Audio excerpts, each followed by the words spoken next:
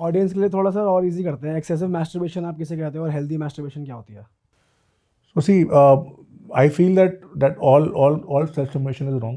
मेरे को लगता है कि masturbation की कोई healthy frequency है ही नहीं, ठीक है. Ideally you should not be self stimulating yourself and discharging yourself.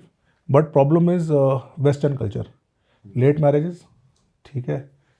No access to partners, आपके पास partners नहीं है, आप sex नहीं कर सकते, ठीक है. और एक पॉइंट के बाद टेस्टोस्टेरोन इतना अर्ज हो जाता है कि we are not able to control. तो मुझे लगता है हेल्दी मास्टरबेशन की डेफिनेशन नहीं है, पर हाँ कुछ चीज़ें हैं, जैसे आपका कैलेंडर होना चाहिए कि एटलीस्ट वंस अ वीक, और मैं बीच में नहीं करूँगा, ठीक है. सेकेंड है, it should never be unstimulated masturbation. जैसे कई बार क्या होता है ना, थोड़ा इरेक्शन आया बस, क्योंकि बस स्ट्रेस रिलीव करना, तो आपने थोड़े इरेक्शन में हिला के डिस्चार्ज कर दिया. वो नहीं होना चाहिए. करना है मास्टरबेशन तो फुल स्टिमुलेशन होना चाहिए. You should give it time, अपनी बॉडी को पूरा अराउज होने दो, पूरा हार्ड होने दो, उसके बाद आप डिस्चार्ज करो. तीसरा, never use cold hands and never use hard grip. Always use a moisturiser, ठीक है, ताकि आपके पेनिस को हैबिट रहे वार्म फ्लूइड की, ठीक है. It is not use to the cold hand and tight grip, ठीक है. चौथा, मास्टरबेशन की यूज ड्यूरिंग पॉर्न नहीं देखना, ठीक है. जो हमारा जो सेक्सुअल अराउजल है वो मल्टीफैक्टोरियल होता है. आज फॉर एग्जांपल जब आप सेक्स करते हैं किसी लेडी से, तो आपको उसका स्पर्श, टच, उसकी स्मेल, उसकी फील, उसकी वार्मथ, उसका फ्रेगरेंस, हर चीज़ अराउज करती है. पॉर्न में कुछ भी नहीं है. पॉर्न में सिर्फ एक मेंटल इमेज है. तो आप रियल लाइफ में अराउज नहीं हो पाते पूरी तरीके से. तो डोंट यूज़ पॉर्न. आप मास्टरबेट करना है तो लेट योर सेंसेशन और सेंसरी इमेजिनेशन, हाँ प्लीज़ डू दैट, ताकि आपको अराउजल रहे, ठीक है. आपको वो हैबिट ना पड़े हर 2 मिनट.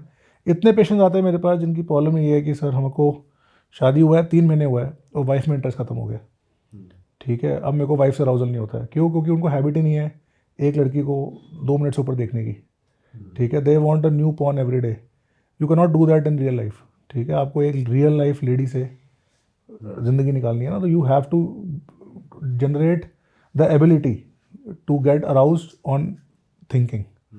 आपको सोच के खड़ा करने की एबिलिटी डेवलप करनी पड़ेगी, ठीक है. अगर आपकी इरेक्शन लिंक्ड है पॉर्न से, लिंक्ड है एक वीडियो स्क्रीन से, तो आप रियल लाइफ में इंटरकोर्स आपके लिए मुश्किल होने वाला है. सर ये तो उनके लिए भी मुश्किल होगा जो यंगस्टर्स बहुत ज़्यादा मल्टीपल पार्टनर्स के साथ कर रहे हैं, फिर उनको एक पर्सन पे शादी के बाद टिकना मुश्किल हो जाएगा, ऐसा भी है? देखो मेरे को मतलब अगेन फिर दिस इज एक मॉरली ग्रे एरिया है. मल्टीपल पार्टनर्स आज की सच्चाई है, सोसाइटी में हो रहा है और पेशेंट्स भी आते हैं. क्या multiple partners relationship issues create करते हैं? बिल्कुल करते हैं, ठीक है. जो लड़कियां हैं और जो लड़के हैं जो शादी से पहले रिलेशनशिप बना रहे हैं, शादी के बाद उनको ट्रबल आता है, ठीक है. साइकोलॉजिकल ट्रबल भी आता है, एक्सेप्टेंस ट्रबल भी आता है, क्योंकि रिलेशनशिप का जो मेरे को लगता है रिलेशनशिप का जो एपेक्स पार्ट है वो इंटीमेसी है, ठीक है. आज के दिन एक लड़का लड़की एक दूसरे को इतना ट्रस्ट नहीं करते कि वो उसको 100 रुपये उधार दे दे, ठीक है, बट सेक्स के लिए ट्रस्ट कर लेते हैं, ठीक है. तो आपने अगर रिलेशनशिप को इतना स्ट्रांगली डेवलप ही नहीं किया है, तो मुझे लगता है जो सेक्स है ना वो रिलेशनशिप का एपेक्स है.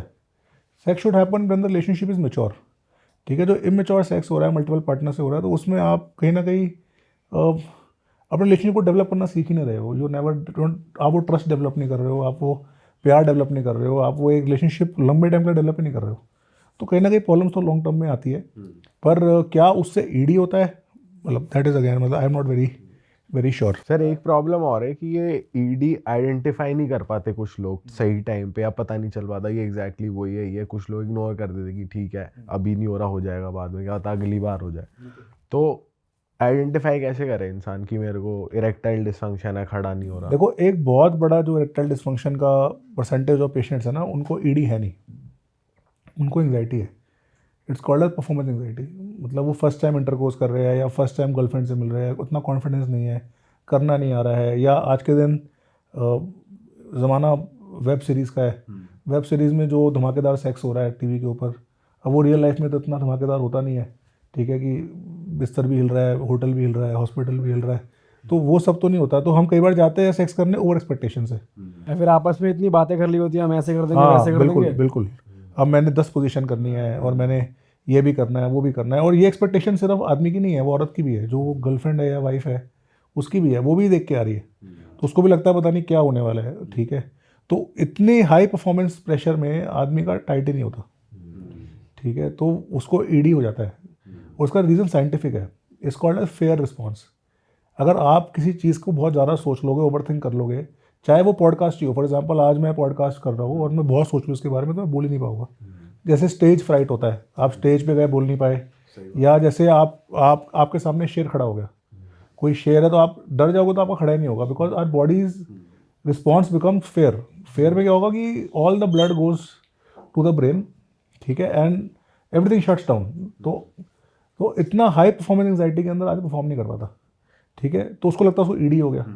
अब ईडी के लिए क्या है कि अब इंटरनेट पे इन्फॉर्मेशन भरी पड़ी है, जब डालोगे इंटरनेट पे ट्रीटमेंट ऑफ ईडी सबसे पहले दवाई आएगी। अब ये जो दवाइयाँ है टडालाफिल, सिडनाफिल, ये दवाइयाँ ओटीसी दवाइयाँ नहीं है, they are not Crocin. You can not go to chemist and ask कि को दे दो, वो दे देगा। These medicine need to be prescribed by a doctor, पर इंडिया में रेगुलेशन है नहीं। आप किसी जाओ केमिस्ट पे, वो दे देगा आपके हाथ में। आपने एक 21 का लड़का, एक 22 का लड़का जिसको ईडी नहीं है, जिसने फर्स्ट टाइम नहीं कर पाया, उसको वायग्रा की डाल दी हैबिट 22 साल पे 100 mg की, और अब वो लिए जा रहा है अगले 3-4 साल तक, जब उसको पता नहीं उसको ईडी है भी या नहीं है, ठीक है, तो then he will develop problem letter.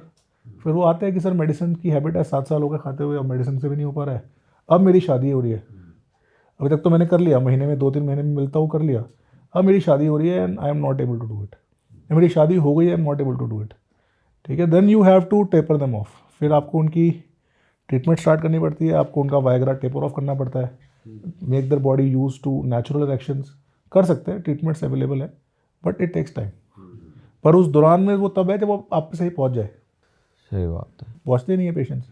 अब वो पेशेंट केमिस्ट से नेक्स्ट जाएगा टेंट में बाबा लोगों के पास, फिर जाएगा वो किसी और गुप्त रोग विशेषज्ञ के पास।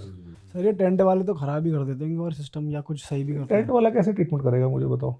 मैंने कभी सुना नहीं कि कोई हार्ट का पेशेंट टेंट में जा रहा है, या कोई लंग का पेशेंट टेंट में जा रहा है, या कोई डेंगू का पेशेंट टेंट में जा रहा हैं है। और अभी भी चल रहे हैं आए दिन। हाँ, देखने को ये मिल सिर्फ ईडी के पेशेंट टेंट में जाते हैं, ठीक है। आपके फादर को या आपके फैमिली में किसी को बीमारी हो जाए, कैंसर हो जाए, कुछ हो जाए, तो आप टेंट में नहीं जाओगे, आप डॉक्टर के पास जाओगे।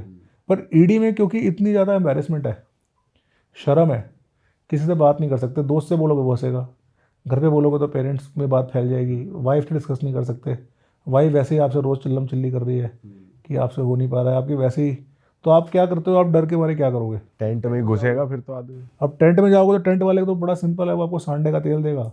सांडा यू नो ना, सांडे का तेल लिवर तेल, लिवर ऑयल, एक ग्लिजर्ड होती है सांडा, उसका लिवर से तेल बनता है, वो दे देगा आपको। वो थोड़ा सा अश्वगंधा पकड़ा देगा, शिलाजीत पता नहीं क्या देगा वो। अरे वाह, आपने ये वीडियो यहाँ तक देख ली भाई, तुमने हमारी मेहनत सफल कर दिया, तुम ही लोग हो असली रियल हिट। और अगर आपको बहुत मज़ा आ रहा है ऐसी क्लिप्स में, ऐसी वीडियोस में, तो फटाफट जाइए प्लेलिस्ट पे बिंज वॉच कीजिए, सारी वीडियोस देख डालो और मौज काटो। That is it. हम मिलेंगे नए पॉडकास्ट में, नई क्लिप में। Till then bye bye, see you, take care, do subscribe, best of real talk online. Okay, bye bye.